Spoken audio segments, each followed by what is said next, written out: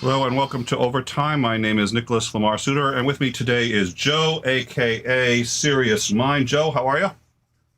Oh, good. How you doing? I'm doing good, thank you. I appreciate you joining us. We've had a lot of conversations. I think you and I can kind of, get think along the same lines. So I think that's going to be helpful. It's my goal to create an echo chamber. Right. Just realized it wasn't necessarily for a news organization sounding great, but I'm very glad to have you here. So thank you so much for joining us. I think for our audience, you guys will find that he has some very good insights into the news. So, with that, the news in the last week, we now know that the Boulder, Colorado shooting that occurred last week that took a total of 10 lives, including one police officer. We know that the suspect is a 21-year-old Syrian man, Ahmad Aliwi. Oh wow, Aliwi. I think Ali Sa. Yeah. Aliwi. Okay, perfect. Thank you. He's often posted on social media about Islam and blamed Islamophobia for the 2019 mosque massacre in New Zealand. His brother described him as antisocial, paranoid, and constantly thinking that he was under surveillance and being followed. Virginia has become the 23rd state and the first southern state to abolish the death penalty. Democratic Governor Ralph Northam has cited the case of Earl Washington Jr., who was sentenced to death in 1984 and exonerated in the year 2000.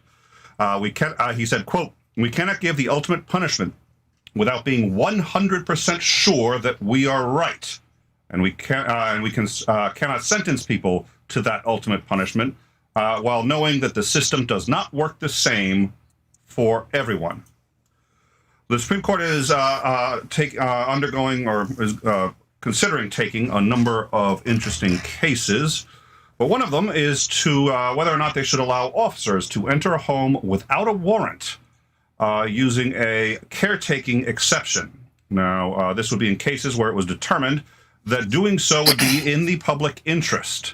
Two lower courts have upheld that this is permissible because the Fourth Amendment quote, does not prohibit law enforcement officers from diffusing a volatile situation in the home to protect residents or others. The Department of Justice filed an amicus brief saying that it has agreed so long as that the actions were taken in a non-investigatory, were taken on non-investigatory grounds and objectively in the public interest. I think, Joe, you and I are going to have a little to discuss on some of the verbiage on that one. New York has become the latest state to legalize marijuana. This would allow New Yorkers over the age of 21 to legally buy and possess up to 3 ounces of marijuana for personal use, with sales licensed and taxed through dispensaries. However, this is still in violation of federal law and ostensibly a violation of the Supremacy Clause of the Constitution. This means that even while it's legal at the state level, the fact is it is illegal at the federal level and means that someone who smokes marijuana could still technically suffer criminal consequences for smoking and or possessing marijuana. In previous Democratic administrations, it's typically been made clear that the federal government has no interest in enforcing the law at the federal level. However, the Trump administration famously suggested that they would aggressively enforce this law. However, they failed to ever actually do so.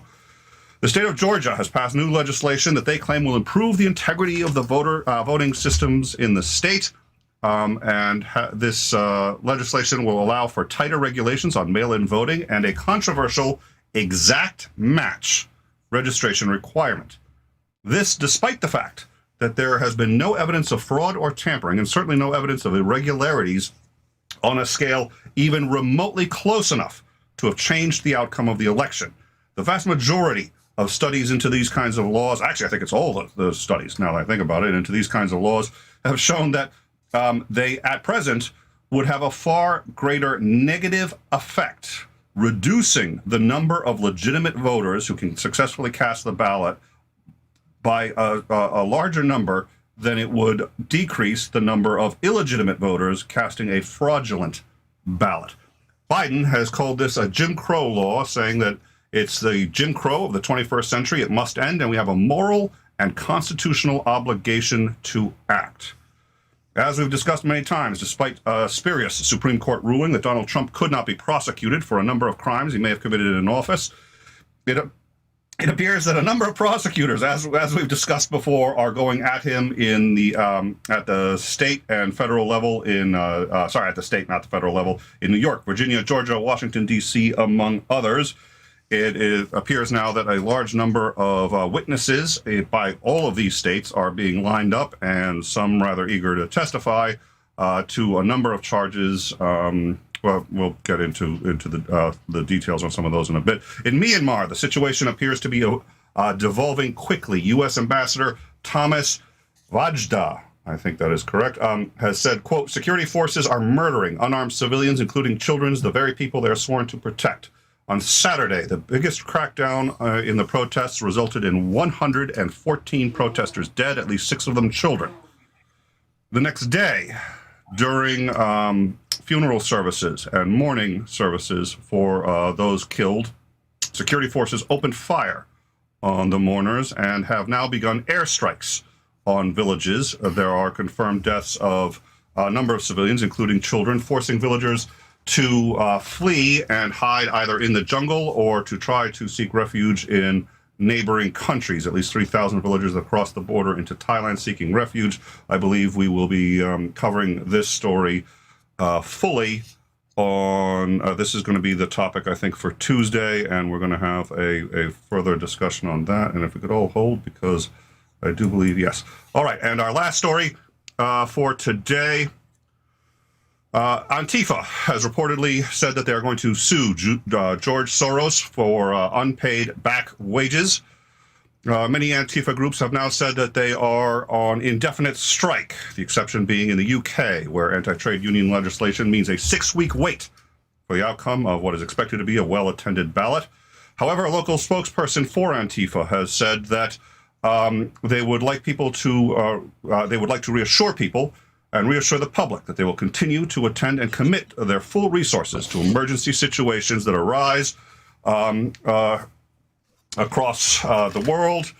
And in a statement, the IFFSU has said that negotiations with Soros over back pay has resulted in a stalemate and that legal action was now their only option. Quote, it is just unacceptable for someone with the wealth of Soros to leave so many people out of pocket. Our members are already feeling undervalued, doing dangerous work, oftentimes during antisocial hours. The assumption that we would do all of this for free has to be challenged. Take Portland for... Can we hold... Okay, hold on a second. I need to speak to my producer for a second. Yeah, Tony. This last story about Antifa, is that right? Yeah, no, Antifa suing George Soros for back pay. It doesn't sound right. Well, no, I mean, we all know that George Soros pays all his employees. You really think he's not paying Antifa? I don't know. Okay, could we double check the story before we? Not just no, out of an abundance of caution. Oh, you don't need to bring my mother into this. Well, no, let's just look. Let's just. Okay, I just want to retract it until. Yeah, let's just verify it. Okay, great. Yeah, the George Soros thing. I mean, Antifa. Yeah, look into it. All right, I appreciate it. Thank you. All right. And ladies and gentlemen, having retracted that story, that is the rundown for April 1st, 2021. Joe, how are you? I'm all right. Pretty haggard based on the back of all that news, but welcome other aboard. than that, yeah. Well, there's just so much going on, It's exhausting. Yeah. All right. Well, so I'm going to get caught up with the live chat here, which, oh, geez, for some reason we're not connected. Why would we be connected to the live chat? Again, that's the same producer, Tony, who I think we're going to have a long, hard talk with. Yeah. Well, yeah, we had, so Tony used to be our head mod. We moved him into production and we replaced him with Titan, who's been doing at least as good as Tony ever did, to be quite frank. Let's see. Okay, I'm gonna just and Titan does have an epic name. Yes, he does. He does. Yes, he does. And we've had yeah. We'll have some discussions about that. So where would you like to start? Wow. Well, that I was going to jump in on that Soros story, but I guess we'll move on. Yeah, We'll we move have on to other officially things. retracted the Soros story. Just FYI, it is April 1st. Not actually my favorite day, to tell you the truth, but yeah, we're gonna look into that Soros story. But for now, if everyone could just assume that that's not a fact, I'd appreciate it. So. Oh, Yeah. and before we go anywhere, so let's just Dave Thompson is here, and Dave hopefully is going to be able to help us out with the show Tuesday. Nate the lawyer is here, so Nate, thank you very much for joining us. And so, okay, so I just wanted to give some shout outs. Where did you want to go, Joe? Well, I think the elephant in the room, of course, is the Chauvin trial, but I'd like to save that for later because it is so big. But I think one of the things he ran down, I think that kind of jumps out is that whole thing about the police being able to enter without warrant. That's Yes. oh boy, oh boy. The thing about it is, it's one of those things that on the surface always sounds like, oh, that couldn't be, you can understand that because obviously, there's always, as it stands, there's exigent circumstances and all this kind of stuff. But when they talk about like a wellness thing, this is that thing. Well, oh, we were just checking to make sure that you're okay, which is an investigation in and of it's already an investigation. Good So point. it's already a lie because it is inherently an investigation. Are you okay? And then I've seen, I'm sure you've seen a number of people on online, whether they're First Amendment auditors or just some random person who has an interaction with the cops, and and the cops uses the excuse of, oh, I'm just checking on you to make sure you're okay. And the person says, yeah, I'm fine, leave me alone. And then the cop like, well, let me ask you some questions. Do you have ID? Blah blah blah blah blah. It always is just a springboard for more. So this has me extremely concerned because I don't see it not getting abused heavily. Yeah, I think that, and I did notice. So we have Nate the lawyer in the live chat. So I'm hoping we can get him on maybe to discuss that one because he's going to be able to speak to that far more saliently than I think either of the two of us. But what I will say, I remember very much. And my father was a criminal defense attorney, so we'd talk about this sometimes, and I always got to get his perspective on things like this when it happened. And the O.J. Simpson trial, which, oh dear Lord, am I showing my age on that one? But I remember that one of the things that had happened, of course, was a lot of the evidence that had been collected without a warrant. But what they said was, Mm. with two dead bodies, they had to go in to see if there were any more people who were dying inside of O.J.'s house. Now, the general consensus was that everybody was pretty sure that nobody else was in any particular danger, but they used this as an excuse to go in, and then they would later be able to get a warrant if they found anyone there destroying evidence. They could just say, sit, stay, you can't go anywhere. They just say, just wait, you're not going anywhere, we arrest you, and then they get the warrant come in. And so Right. it's already abused. It can be abused, I think, with probable cause. So I think you bring up a good point. Now, I did like the Justice Department seems to have said that so long as it's only taken on non-investigatory grounds, so i.e. again for the health, but we already know that's abused. Presumably that was a clause in the original reading of it, and it's abused. So I think that's I think that's a really good point. I don't know. Well, Um, in fact, one of the cases last year where an unarmed black woman was shot in her home was literally that. Like her door was open, and they were like, "Well, it's nighttime, and her door is open, so maybe she's not okay." So, of course, instead of knocking on her door or ringing the bell, they went around the other side of the house and looked in her window. And then when she sees a prowler, as far as she knows, and then so she's trying to defend herself, and then they shoot her, and oh, it's like, well, if you were actually there to for a wellness check, you would knock on the door, you'd ring the bell. Even if you entered the house, you'd be like, "Hey, it's the police. We're just checking on you." But they didn't do any of that. They basically went around as prowlers, and then used the fact that I think she may have had a weapon or moved for a weapon or whatever, or moved, which of course that's scary enough, right? As it seems for cops anymore. And then they blew her away. And there was no cause for it. Being having your front door open at night is not inherently suspicious. Um, maybe depending on where you live, it may be ill-advised, but that's your choice. Yeah. Well, and then I also find interesting, so long as it's in the public interest, which it seems to me that Right. shooting bad guys is in the public interest. So, I mean, you could justify a lot in the public interest. I was like, well, we think there may be a suspect in there, so that's in the public interest. So, yeah, this is, yeah. Yeah. There's zero chance that that won't be abused. Zero chance. So I mean, like I said, I can think of legitimate reasons why they would need to do that. But I can think of even more illegitimate reasons that they'll bootstrap. It's just like, I guess maybe shifting gears a little bit, we're talking, you mentioned the story about marijuana.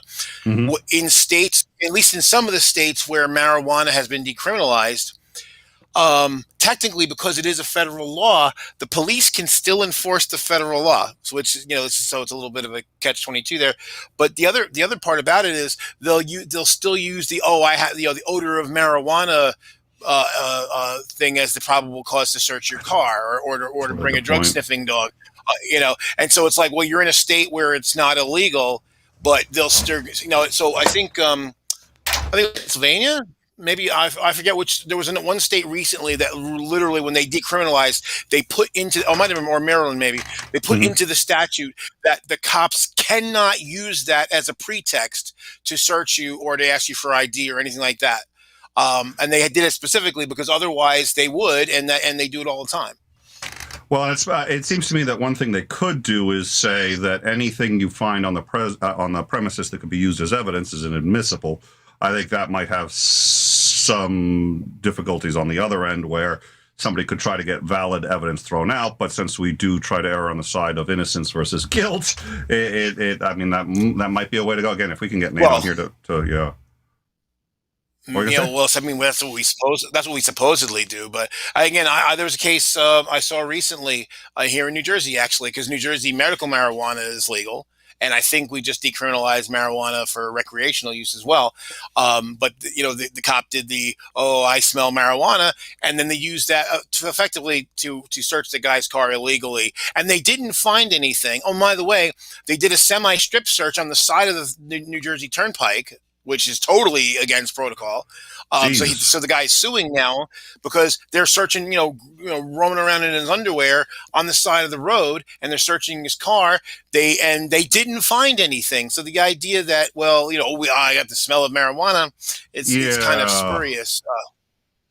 All right, and Amy Newman has joined us. Amy, thank you so much for coming in. I've enjoyed it. I haven't been sleeping well, so at 3 a.m. I was like, I should stream with someone, and Amy's always pretty reliably out. So I was like, I'm going to come in and cause trouble on her stream. So she's been good about that. All right, so what next? It seems to me you actually knew a lot about the Boulder, Colorado thing. So about the shooting there. So we could discuss that. We could discuss, and listen, if I missed something in the rundown that happened recently that you think is worth covering, please let me know. What do you want? I mean, there's so many things. I mean, Boulder. Now the thing about Boulder that I haven't been following that as closely. Again, it's hard to keep up with everything that's going on, but the thing that bothered me, I was sad to see that the guy was Muslim, because then it just fills the narrative that the right wing loves, that that it's just Muslims are all horrible people, and so it's not about guns. It's not about, and even there, they always try to blame mental health. Well, he may have actually had some mental health issues, but they never want to put any money toward actually addressing mental health issues. So I always wonder how serious they really are. And that's the thing, is somebody like this, if he really was unstable and paranoid, he's definitely someone who shouldn't have had easy access to guns.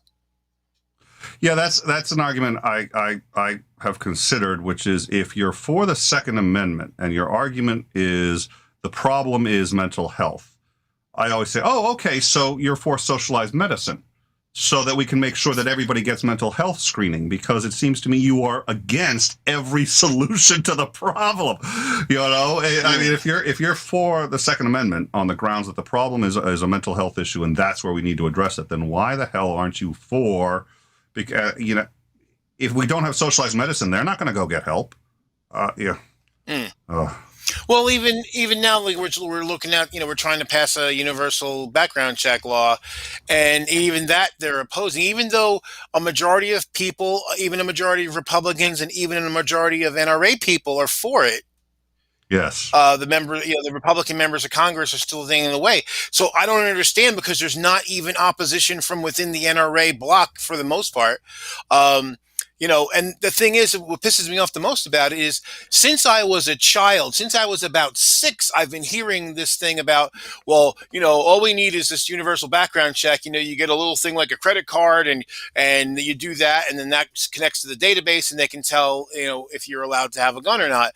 And so this is actually something that NRA members have been touting most of my life, maybe all of my life. I said I first encountered this at the age of 6 from a family member. Oh.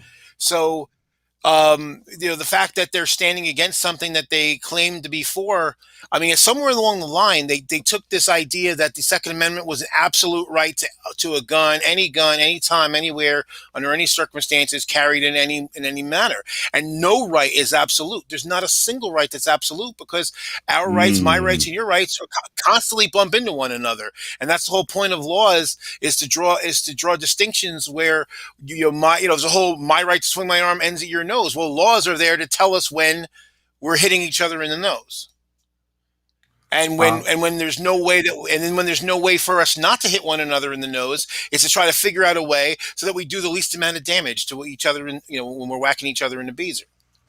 That's a really great point. That's a spectacular point, especially there's no absolute right. I think that's a really great point. Well, so you and I will have to have a more in-depth discussion on that one, because I want to hear your take on it. And that's one of the topics. Yeah. We've had a couple debates on here about it. And I've been notified about the buffering, and I'm going to take a look at it. At first, it wasn't on our end, but now it appears like at least some of it may be. So I'm going to take a look at it. Thank you for letting me know. It's hard to say, what's causing it, but I will see what I can do. So what else did you want to talk about? I think we've covered the marijuana. I think you also did bring up a great point about the I mean, also, it's so easy to invent probable cause anyway of some kind. I remember I was in a car that got pulled over when we were in New Mexico, and the argument was, well, the car was riding a little too low to the ground, and so that was probable cause that we might have been smuggling people over the border. And it's just like, wow. Yeah. And the same thing, like, I've seen when they pull someone over for going too slow, including people that were actually going the speed limit. So the speed limit's 65, they're going 65, and maybe most people are going 70, 75, 80, but going the speed limit should not be suspicious, ever. Well, it depends on the state, I suppose. Well, I mean, the thing is, you get some people that they see that sign as sacrosanct, and they'll never ever go over the speed limit, no matter what, because they think That's going true. Over this, even to keep up with traffic, is wrong. Even though, technically speaking, at least I know in New Jersey, the way the law is written is that you're supposed to keep up with traffic, and that's why cops generally won't. If you're speeding, going down the highway at rush hour and everybody else is going 75 and it's a 60 zone, they're not going to pull you over mostly, and if they do, you can probably get them for bias, because they probably singled you out. Or selective, selective enforcement. Yep. All right. So we do appear to be buffering. It actually appears like it started on the YouTube end. I don't know what it is, but I'm going to keep working on it. But I'm losing confidence I'll be able to solve the problem before the end of the show. So I do apologize for that. But like I said, I'm still going to take a stab at it. But we're definitely there's something slowing us down. So all right. So let's see. Now the Georgia voting. Or just voter laws in general, so Georgia, now what they've passed is a tighter regulation on mail-in voting, and it includes the exact match requirement. So if a single letter is off, if the address is off, I've heard stories of there was an extra space, or like if you had your street was spelled like if it was like a New Haven or something like that, and the N was capitalized, but the H wasn't capitalized in one of them. Somebody just a typo, just like, oh nope, it's not identical. Done. So, what are your thoughts on that? Well, I mean, it's clear and direct voter suppression. I actually unfriended somebody the other day over this because, it was just like just this coy playing dumb. Like, well, I don't. How is this suppression? And secondly, we know again, it's all likelihood that these things will be uh, selectively adjudicated. Yes. And so the people in certain neighborhoods are going to be really fastidious about checking. In other places, they won't be. And they'll be giving people passes and also closing, whenever they close down voting places it's almost always in poor areas. Um, and this thing of like not being able to give people water, I mean, that's just naked. It's like, oh, so we're going to limit the number of places you can vote. We're going to limit the hours. So we're going to make the lines really, really freaking long. And then if anybody has to, gives you, a little bit of water so you don't pass out from the heat stroke in Georgia, yeah, that's going to be a problem. I mean, you know, the thing that bothers me the most about it Hmm. is it's one thing if you said if someone really believed like, hey, I'm getting cheated and I want to make sure that I don't get cheated. That's fair. But when you basically when you deep down if we have an open and fair election, we can't possibly win. So rather than improving our ideas or trying to appeal to the voters in a better way, I'm just going to do everything I possibly can so that the quote unquote wrong people don't vote. I mean, that's the same. We're the racist bigot party, and there's not enough racist bigots left anymore to support us. So we're going to have to put our finger, our thumb finger, and our left leg on the scale. Uh, I mean, the right wing has just stopped believing in the democratic system. It's just as simple as that. I tried to avoid some big, huge claims like that, but I have to say that one I think is at this point defensible because I noticed you used the quote, and that was an Right. accurate quote from I think it was the governor of Georgia who said we have to work on the quality of voters and get certain undesirable ones out, and of course that's what's happening with gerrymandering. So I think Right. the level of cynicism in the Republican Party has gotten staggering. But the other example that I think because you had said, oh, you used a great word and I space what it was, but it was about enforcement of the sort of a selective enforcement. Selective enforcement. Yeah. But there's also sort of a self-selective enforcement in as much as if they're going to notify people that, okay, there's a problem and we just want to let you know ahead of time and you can log into our website and correct the problem. If you don't have internet access, that's going to be hard. Now, Right. how many people in this age don't have internet access? Well, usually it's the poor, which, by the way, make up a Right. very specific demographic in this country. So now they're going to have a problem, or they say, "Listen, all you have to do is drive down to the center of town, and you can get this cleared up right away." Well, actually, quite frankly, I think it's a burden for most people to just to fix one typo. Have to drive down, Mm. spend half the day at whatever office they're going to end up spending. But if you're somebody who's got two kids, two jobs, and don't have a car and have to take public transportation everywhere, which group is going to be more likely to have more successful corrections of these kinds of problems? Right, right. It's the people that are and that's the other thing too. And by the way, if you recall this past election cycle, one of the things that the Trump team and the Republican Party in general were suing over were curative. I forget what it's called, but basically when you have the opportunity to cure your ballot because you have an error. So they're basically suing because the state law allows that, and they didn't want that. So again, it's that they create these circumstances where it's like, oh well, we're allowing you to do this, but then we're going to sue if people try to do it and try to say that this is somehow, another example of stealing the vote, even though, any reasonable person would say, if you've made a minor error, um, because it ultimately comes down to all these errors. It's all bull because what it comes down to is the ballot that was submitted. Does that belong to me? That ballot that had my name? Did I really do it? And did that really express my intent? That's all that matters. If I sometimes like I have a middle initial, sometimes I'll use my middle initial and think sometimes I won't. Well, I'm the Uh, same person. I'm the same person whether I use that or not. And so it's ridiculous. Although I've had problems with the airlines because the airlines, you can't book two tickets with the same name, but they expect fat people to book two tickets. So you have to book one. So I book one with my middle initial and one without it, and then they go, Oh "Well, dear this is Lord. you." Well, which they're like, "Which one is you?" I'm like, "Both, you moron, both. It's the same name." Both and by a You know. requirement that your own airline is. Dear Right. Yeah. Lord. If I don't buy two Oh, tickets, you're gonna kick me off the flight and tell me I have to purchase a second ticket. So I did that proactively because I didn't want to be humiliated in front of the entire 483 oh, people on this plane.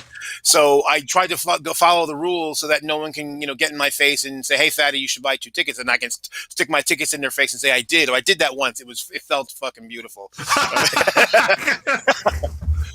oh, I'll bet. Well, so let's see. What was the other? Well, I had heard it said, and I forget. And these stats may be a little old, but I think they're still right. Which is essentially that if every single American who wanted to vote could, and if we, and that means making a law that no business can dock you time or pay for going to vote, and or that we make it a holiday. We make sure that whether it's busing or however we get people to, we'll make sure everybody can, and make sure that if there's any kind of problem, we make fixing that problem for that one voter a priority. And we just do that 1,000 times or 10,000 times, however many times that needs to be done. But basically, if we did that, the Republican Party, as it is today, would never win another election. I mean, they'd win local, and you'd even win like certain districts. There's certain districts that would still be red, but I mean, they definitely wouldn't win on a national level. Though they would never control Congress ever. They would never win the presidency ever. And that's the thing. Even though if you look at these elections, even the ones where Republicans win, okay, you think about it, Trump had 3 million fewer votes in 2016. Um, and Bush, but the only election where the Republican got more votes was 2004, and that's in the last 20 the last 5 elections. But yet we've had a Republican president for more than half that time. Well, and this was actually what's scary is, I mean, both sides have been disingenuous in many regards, but I think Republicans have kind of cornered the market in it. This was Yeah. originally Rove's strategy. Karl Rove had decided that what he was going to do was something that nobody had really thought of before, which was going after the governors and get as many Republican governors as possible. Get as many Republican governors as possible. They redraw the districts because the governors control the districts. Redraw enough districts, all of a sudden you can get a permanent lock on Congress, specifically on the House, Right. by gerrymandering. And he alone didn't do it, and that has continued since him. And Republicans aren't the only ones who are guilty of it, but I think Democrats try to oppose it much more often, and I think it benefits the Republicans far more, and they're the ones most taking advantage of it. So this was a long-term strategy to get the permanent Republican majority, and part of Rove's plan was disenfranchising certain voters who have certain certain demographic characteristics, shall we say. Yeah. Well, and this is the reason why they challenged Voting Rights Act, and why it was such a Yeah. disaster when the Supreme Court lessened. Because for people who don't know, there was a number of southern states, all that were part of the Confederacy, that and a few others, I believe, that if they wanted to make any significant changes to their voting, they had to get it cleared first because by SCOTUS to make sure that it wasn't in violation of the Voting Rights Act. Because they But had then, violated it so many times. Because they had violated it right. so many times, the Supreme Court said you don't get to make another change ever again without talking to us. Exactly. Yeah. So then, as soon as that got lessened, what did they do? Let's and this is what got me, because I think it was Scalia was actually like, well, there's really no evidence that it's really necessary anymore. Well, I'd like to pull him out of the grave and kill him again. For being but yeah, and this is the problem we're in. Although I don't, I based on what happened this last election, I don't think all this stuff's going to work. I think some of it's going to be turned back by courts, and I think that what's happened is that black people as a voting bloc have finally seen, hey, you know what? People are paying attention to us now, and we can vote, and it made a difference. So even in spite of all the efforts to stop us from counting. So I think now that people are just going to do everything possible to make sure that their votes get counted. If that means people have to, wait online, for daily for the 20 whatever days, how many it is that they got early voting open, we'll be out there enforced, because when someone is literally trying to oppress you, and that's what this is. People always say to us, well, where's the evidence of oppression? Here it is, people. Anyone didn't think that we were being oppressed? There it is. They're literally trying to take away our votes. We're taking away our voice. All right, well, on a slightly different topic, but not as much as it could be, given that he seems to be attempting to weigh in, how we talked a lot about Biden when he first got in, and I always said I thought that he'd probably be pretty good, but he wasn't going to be a messiah. He looks like that because compared to Trump, I mean, give me a break. An egg salad sandwich would be sitting there going like, man, that sandwich didn't fuck anything up today. So believe me, wow, what a sandwich. Egg salad 2024. Yeah, egg salad 2024. I think somebody had said, okay, if you had if you were playing Jeopardy, it was Trump, a chimpanzee, and a bubblegum rapper who would win. It would be the bubblegum rapper, because the chimpanzee would randomly hit the button and buzzer in and lose some points for that. Trump would buzz in all the time and get every single question wrong, so he's worse. The chimpanzee comes in second, and the bubblegum rapper wins for not having hit the buzzer once. So please, everybody note that this show has no biases whatsoever. So given that, so I'd always said, it's very tempting to say, and when you hear Biden talk and the way he talks about his ideals, it's easy to sit there and say he's going to be a spectacular president. But in some ways, I mean, there's some things that really does, in my view, appear to be batting above par for just a Democratic president. So I was just curious, what are your views? How is he doing so far? It's a little early still, but what do you think? Well, that's the thing. Based on the fact that it is still early, I think he's been phenomenal. I have never seen a president more energized. And now, of course, everyone loves to make fun of him, and he's old and he's going to fall over in 3 seconds. I don't know. For a guy who everyone expects to keel over in 3 minutes, he's pretty energetic. I don't care. I mean, he's getting a lot done. And between what he's actually getting done and what he's putting forward, also, I know a lot of people who, I have a lot of friends who consider themselves progressives and were very cynical about him and saying, well, yeah, it'll be better than Trump. It's not going to be, he'll be status quo, blah, blah, blah. Wrong. I mean, $2 trillion infrastructure project, and, $3 trillion. He's got all these things coming up, and whatever, obviously we're not going to necessarily get all of it through, but the fact that he's also signaled to Congress, like, hey, do what you got to do. If you got to, get creative with the filibuster, was like, we're going to try to be bipartisan, because, it would be nice if we could live in a world we could actually work together. But if that can't happen, we're not going to stop progress, man.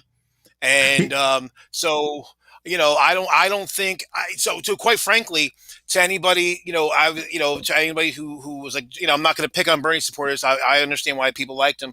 But I have to say, I don't think that as much as Bernie, obviously he's a very progressive person, I don't think he'd be able to get this much done. I think he'd get even more opposition than Biden. I think he's actually turns out to be the right guy at the right time. That's a good argument. I like that. I think that's an interesting point. I think one of the things I did like, now it's always hard to tell whether this is what he says and then he does something different in the background, or if this is really how it pans out. But one of the things that the Biden did do, which I liked, was when they were talking about the impeachment of Trump, they're like, listen, let's delay this 100 days. The first 100 days in office are the single most important. It's the time that he's going to end. And if it gets stalled in there, all his appointments get stalled. And Biden has a really silly notion, which I don't know where he got this from, but the idea is that you should actually fill vacancies in your administration. I know, right? I know, that's weird. That's just what? Crazy talk. Judges need to be appointed. What? So I don't know who he thinks he is, but anyway, so they said, look, we're not gonna block up the Senate with this, and then he was just like, no, if that's what you want, fine, but it's your call. Don't change your rules for me. You do what you need to do, so you're doing your job. I'm going to do mine. I do my job. Right. You do yours. And if yours involves, going after him tomorrow, go after him tomorrow.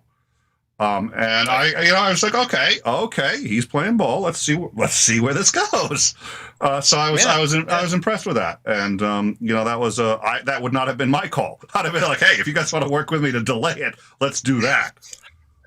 Well, one of the things too. I've been watching. Do you watch Bo the Fifth Column? No, I have not watched that. No. Okay, he's a good channel. He's actually like left wing anarchist, but he tries to just play more from a progressive thing. He plays less left than he really is.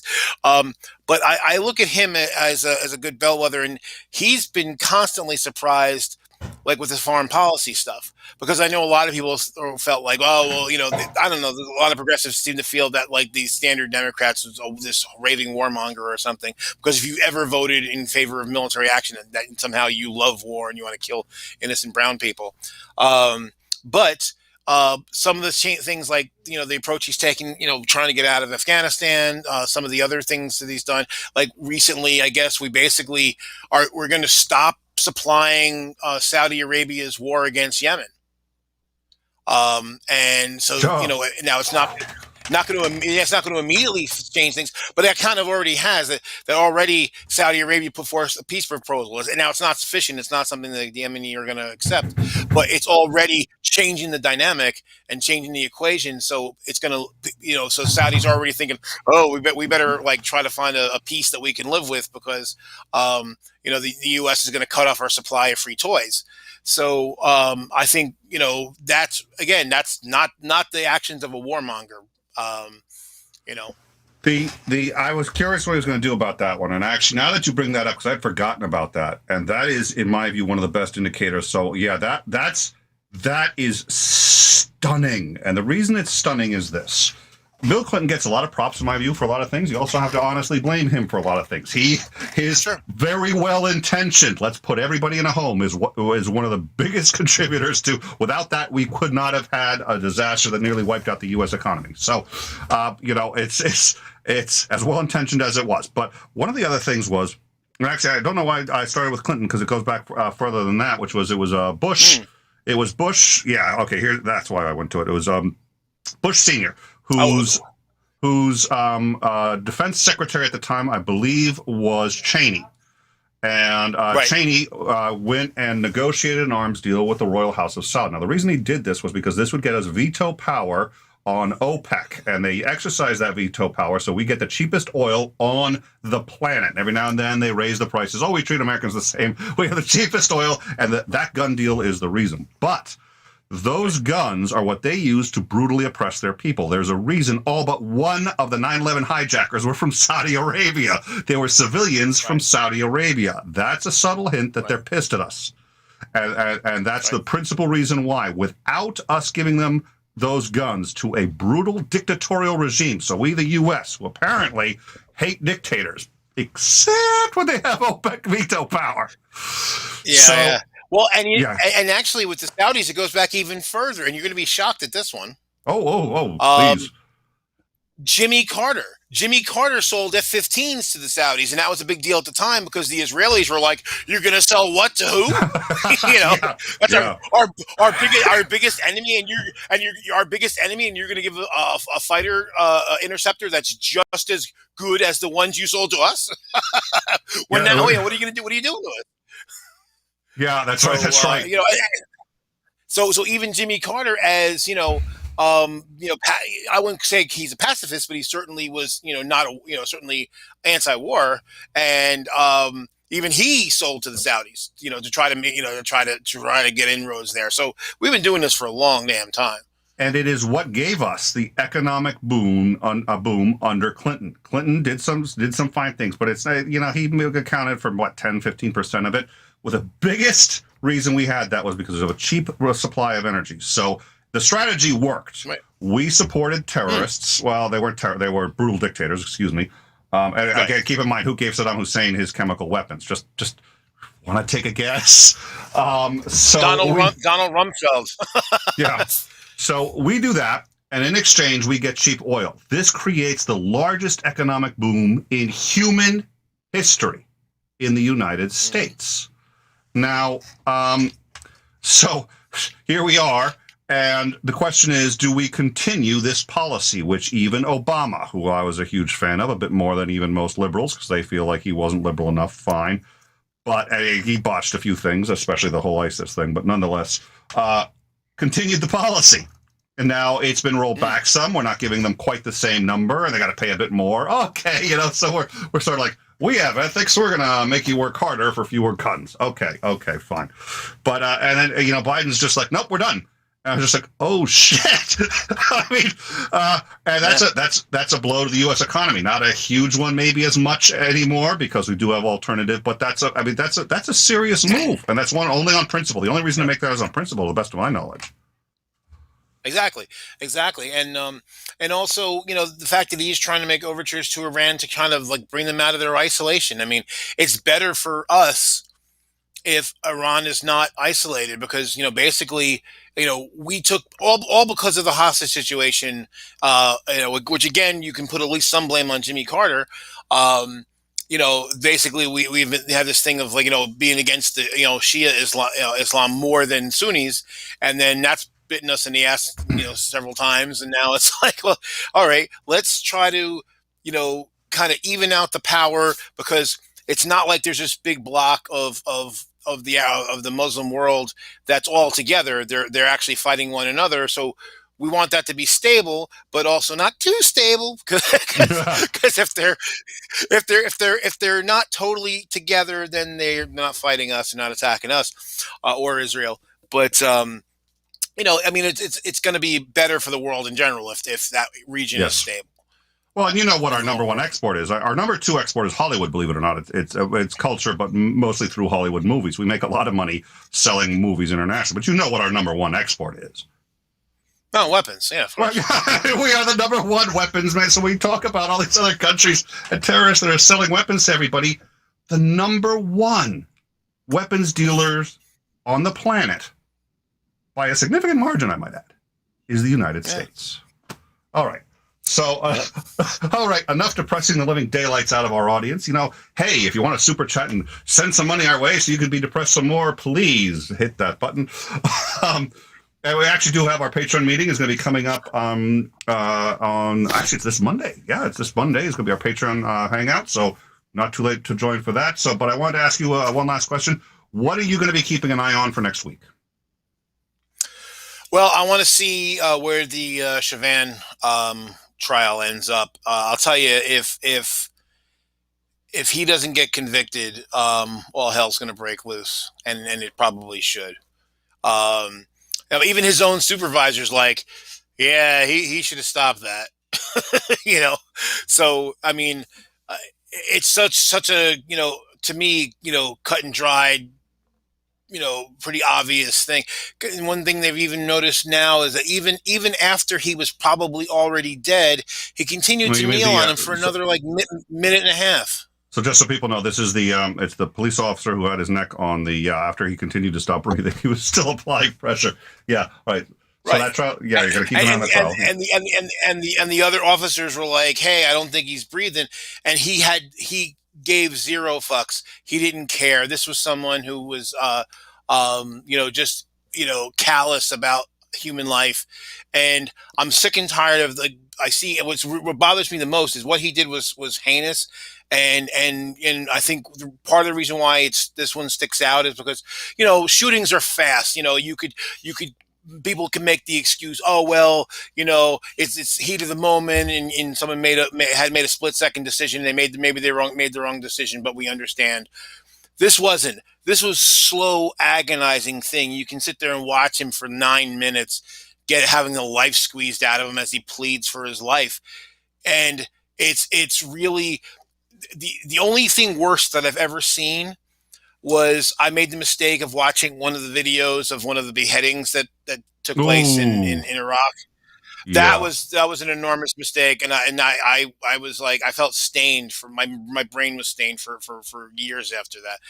This was a close second though, where it was just like he was completely immobile. He was already in handcuffs. He wasn't a threat to anybody anymore.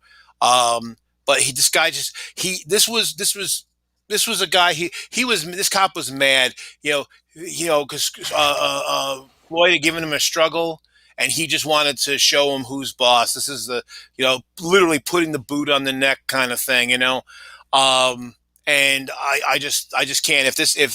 If and people are making the excuse, oh well, he's a bad guy. He does drugs. He's he's a drug addict. Whatever. None of that matters. The thing that I really wish people would understand is constitutional rights apply to everybody, even the guilty. And that's the whole point of having them. That Yep. In an ironic statement, someone said to me yesterday, because somebody made the point, hey, it's cut and dried, and why are we even wasting tax dollars on this case? These guys should be in jail already. And somebody who's trying to defend it said, well, everyone deserves a trial in court. And I'm like, George Floyd didn't get one. Where's George Floyd's case? He didn't get a trial. He just got a knee to the neck till he died. Yeah. And this is what we're tired of. We're just tired of. This is our. I mean, there's a problem with police being out of control in general, but there's also the problem that the police have a racial bias, and so when you put those two things together, it's just it's intolerable. And I'm tired of being treated like me. I'm someone who, I've got at least some means. I won't say I'm rich, but I'm, better than the average bear financially. And I'm tired of getting, followed by people in the store. I'm tired of getting, dogged by cops, for no particular reason. Because having a cop literally say to me, "What are you doing in this neighborhood?" And mind you, this wasn't even like a highfalutin, wealthy neighborhood. This was like this was like the white trash one step out above a trailer park neighborhood. Toms River, New Jersey. For anyone who doesn't know, it's kind of like New Jersey hillbillies. And I got pulled over on a county road for a headlight out, and the cop asked me what I was doing in that neighborhood. I didn't deserve to be there. Well, and like you owe him an explanation again, especially without probable cause. Like even with probable cause, you don't have to answer the question. Well, and the worst of it is, I told him where I was, because I was actually going to visit a friend, and he didn't believe me. And then I told him my friend's name. I gave the address. I gave her phone number. I described the house, and I gave him directions to the frickin' house. Oh. This is what transpired, and he was still kind of like dubious. Yeah. What do you do? I mean, what then? So that's why when people try to front for cops, I mean, I used to bounce for go-go dancers or bachelor parties, and the ones that were the cops were the hosts, or where we were doing the party of the worst, the absolute worst, because they felt, hey, what are you going to say to us? Cops, we're the cops. Yeah. All right. Well, I think that's a big one, and I think that's I've been thinking too. I'd probably be watching the Representative Matt Gaetz, the sex scandal thing, just because I want to see how well they police their own. But in truth, in terms of what affects this country more, I think you're right. The George, and of course, we're going to be keeping an eye on Myanmar, because that one's just. And we have a $10 super chat from Isandering person. Quote: "I'm not depressed enough." Well, thank you very much, Isandering. We will see what we can do to cure you of that. We're working on it. So we're working on it. Hey, Trump is gone, so I think it's making our job harder if that's going to be our goal. So, but we'll see. No, see, I don't think so, because again, we have people like Matt Gaetz, and we have, the Republicans are going to continue to do crazy stuff.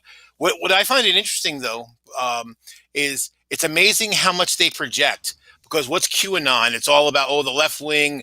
It has, is being run by, a pedophile ring in the basement of a building that doesn't have a basement. And yet every time we keep finding, pederasty within the halls of Congress and within politicians, the lion's share of them are Republicans. Yeah, that's I had noticed that too. So, well, yeah. All right. Well, Joe, also known as Serious Mind, thank you very much for coming. I hope you will come back. I thoroughly enjoyed it. Thank you all for coming. Thank you, Xandering, for that super chat. We've had a couple subscriptions too. One of the best ways to support the show is to like and subscribe. YouTube really does pay attention to those numbers. So if you hit the bell and hit the like button, that does help us out. But in the meantime, right now our next scheduled show, barring riots as a result of a failed conviction, our next scheduled show is going to be Thursday, and then we'll be back a week from today with another overtime. And then we still also have Randolph Richardson is coming back, and we'll try to make sure that the show this time does not get taken down by a media conglomerate. We do hope that show should actually be back up tomorrow. But yes, if you see me with a brick, you know what happened. Yeah. Yeah, well, okay. We'll have a correspondent on the ground. Grab a camera.